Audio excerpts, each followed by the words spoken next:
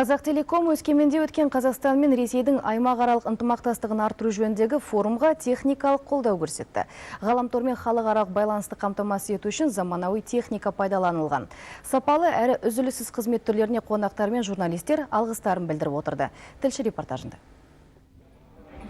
Халықаралық дәрежедегі форум Өскеменде 3 күн өтті. Оған 3000-ға жуық адам қатысты. Қазақтелеком журналистер үшін арнайы 2 баспасөз орталығын дайындаған. Орталық компьютер, телефон мен принтерлермен жабдықталды. Бөлмені ғаламтор желісін тарататын арнайы Wi-Fi жүйесімен жабдықтадық. Мұнда 150 орын қарастырылған. Әрқайсысы керекті ақпараттарын, хабарламаларын еш кедергісіз кез келген елге жібере алады.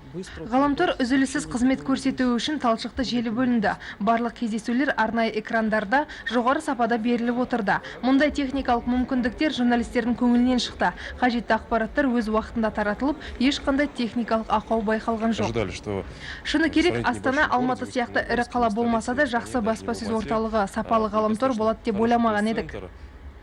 Қазақтелеком ұсынып отырған жаңа қызмет түрлері өңірдегі тұрғындар үшін қолжетімді. Кез келген азамат бас кеңсеге барып, олармен таныса алады. Статистикалық мәлімет бойынша дәл қазір Шығыс Қазақстанда ID телефония мен ID телевидениесі қарқынды дамып келеді. Шоурум деген осы жер ашылды. Осында әр тұтынушылар келсе, біз оларға бірнеше қызметтерді көрсетуге мүмкіндігіміз бар. Біріншіден ол телефония, содан кейін интернет, мегалайн, отқыр интернет, ID телефония, ол жаңа қызмет. Ол арқылы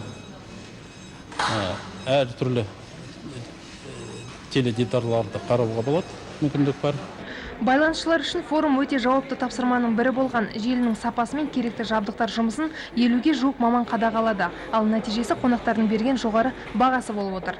Эльвира Тағайқызы, Дмитрий Курикович, Дмитрий Пыхтин, хабар Өскеменнен.